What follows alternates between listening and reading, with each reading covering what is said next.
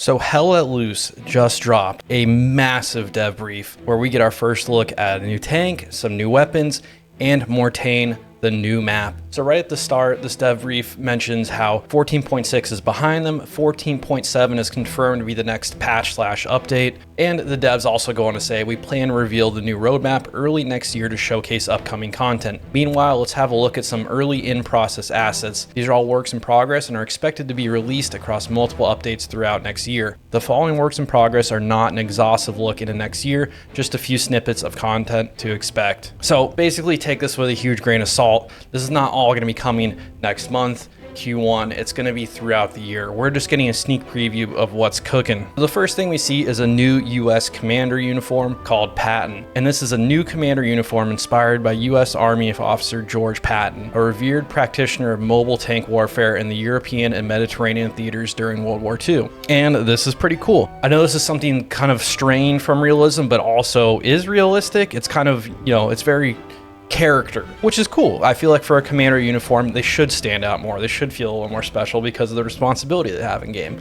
And this does look pretty slick. So I am all for this. The next thing we get a look at is the US Infantry Winter Uniform. And it says this new uniform is part of the winter rework. The coat is covered with the residue of frozen conditions. And this looks like A+, chef's kiss. This is what people want when they play a winter map in Hell Let Loose. The current kind of coat uniform in Hell Let Loose, it's all clean looking. It doesn't make me feel immersed. This looks fantastic. And I'm just imagining a foy match with this being the only uniform the US can wear. It's gonna be awesome. It's gonna make for a really immersive experience. It doesn't look clean. It looks lived in, which I love. So I cannot wait for this. And the fact that they're mentioning there is a winter rework, I would expect more stuff to come for the Germans and everything as well. So very cool to see that that is in the works. Next up, Purple Heart Lane is getting new rain, but they say we've updated the rain VFX workflow on Purple Heart Lane and enhanced the puddle placements to be procedurally generated, improving the look of wet roads. And obviously it's hard to tell because we're looking at these images, but it looks nice. From what I can tell, I couldn't tell you how much this is of an improvement unless I see side by side, but from these images right here, it looks good. And now getting onto the bigger stuff, here we go.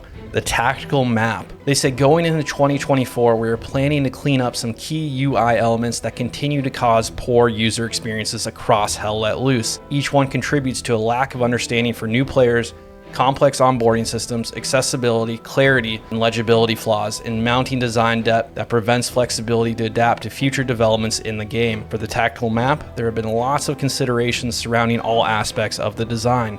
However, our main focus was highlighting the most important information, reducing clutter surrounding the player, and providing clarity on the state of the game, which is great to hear in my opinion.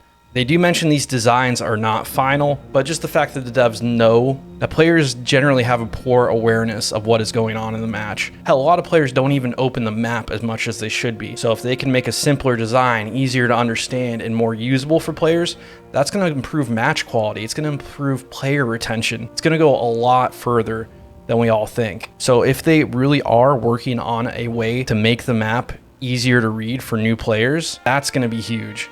And the design we see right here, it is very simple, but that's honestly what you kind of need in this game if you want a bigger player base. So I don't want to spend too much really breaking down the design here because these designs are not final. It's just the fact that the devs have this in the works, I think is a good thing. Next up, there is a quick mention of the field manual. And they say for the field manual, we understand that onboarding new players and helping existing players is not where we want it to be. We are continuing to look into different ways we can enhance the field manual to support those who need help understanding the core mechanics of the game. So yeah, the field manual could look better. That whole training section and the shooting range UI and getting in there is not exactly the most exciting thing. And while I do really think this game needs a good tutorial, I'll take any help I can get for helping players learn this game. So if that means redoing the field manual to make it more exciting, making it easier to read, I'm all for it. Although I do have to point out what they're showing right now is they're showing the old medium tank in there, which is kind of driving me a little nuts. It does say design's not final,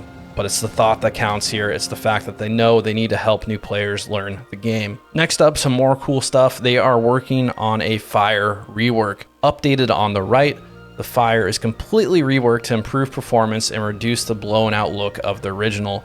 VFX particle behavior has also been reworked, as well as adding in LODs that were missing on the original. So here we go, we have the two fires side by side. The original is on the left, and it looks like a giant white ball, whereas the fire on the right is a little bit smaller, but I think it looks a little better, a little more, ripping, if I had to pick a word to describe it. But hey, if it improves performance and looks nicer, I'm all for it. Let's go. Hopefully this means tank explosions are getting a look at as well. Same with the satchels, all those explosions I hope get reworked. And next up, we have a look at a brand new tank for the British, and that is the Crusader Mark III. They go on to say, we're implementing this primary British cruiser tank. Used in the early part of World War II with the British Rework Update Part 2, sporting a more powerful cannon, the Mark III still boasts an impressive short reload time of 6 seconds, clearing the path for firing more rounds to finish enemies. This tank demonstrates fantastic engagement opportunities owing to its flexibility, allowing it to strategically peek over ridges in most maps. So this is interesting, the fact that they're pointing out a 6-second reload time. So a quick Wikipedia search shows me that a cruiser tank is technically a light tank, so boasting a reload time of 6 seconds doesn't make sense for a light tank in the game. Is this going to be our first look at a different type of tank? It's not going to fall into the usual tier. This could be a mix of medium and light. I am not really sure what they're describing here. If so, that is really exciting, but I'm not going to speculate on this too much. The fact that the British are getting more help on the part 2 of the update. Next up, we do have the Gam Bomb, and they say the second part of the British rework will introduce the Gam Bomb to Hell Let Loose. Developed as a replacement for the Sticky Bomb, a volatile grenade known for being temperamental and dangerous, the Gam Bomb served as an improvised alternative primary used to destroy parked aircraft or vehicles. So this is basically an anti-tank grenade from what I'm getting. So this raises a lot of questions. How much damage will it do? How spammable will it be? Hopefully they are putting that thought process into this when they're introducing something like this into the game. There's already so many different ways to kill tanks. So hopefully this is not really just, a throw 2 grenades and then die, come back, throw 2 grenades, die, the same AT cycle we already have. Hopefully this is something a little different, but we'll have to wait and see. And then finally, the biggest news of this debrief,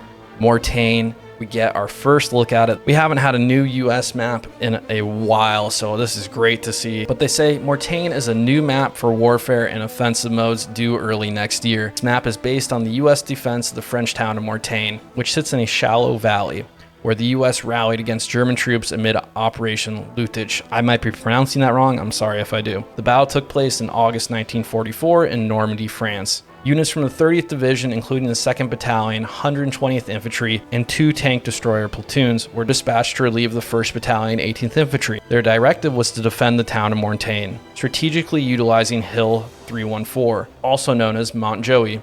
I might be pronouncing that wrong. Again, I'm sorry. As a tactical defensive and overlooked position. During Operation Luttich, the town was destroyed, left in ruins with only a few buildings standing. The destroyed version of the town will be featured in the map, offering a plethora of notable locations, both historical and natural.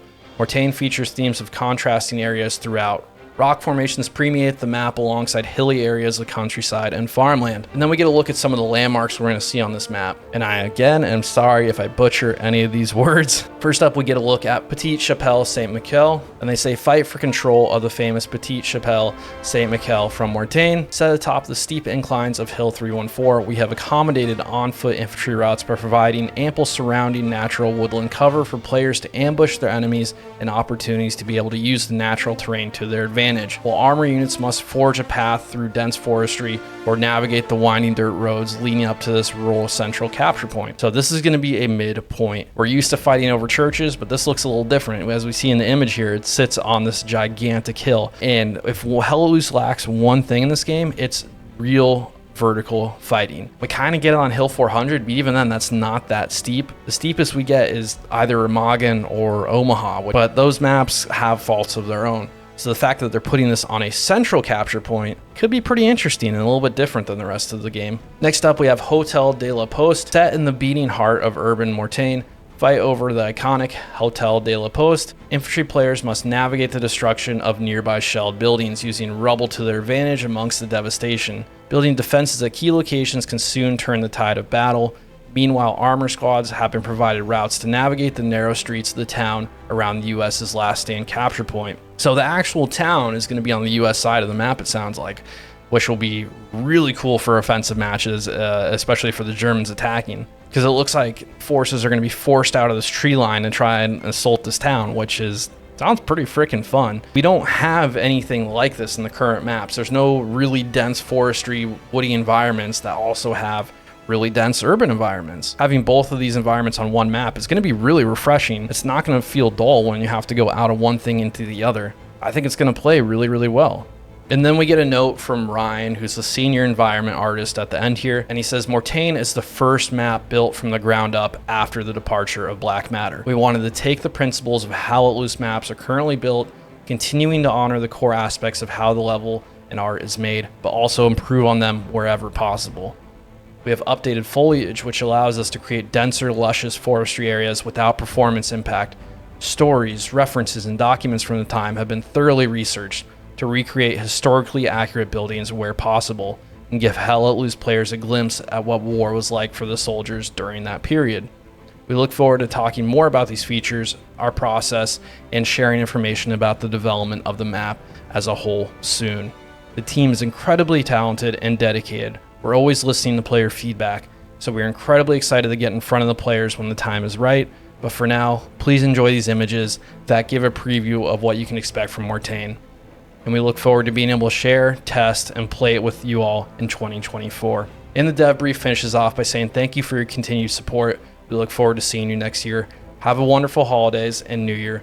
There's much to share in 2024. And there you have it for the dev brief finishing out 2023. This is some good stuff, guys. I'm excited. I know a lot of us want to see what the next chapter of Hell Let Loose is. And just knowing that they have this many different things cooking is fantastic to hear. But that's all I have for you guys today. Let me know what you're excited about, what you took away from this dev brief. But thank you for watching. Thank you for everything you do. I'll see you dudes on the front line.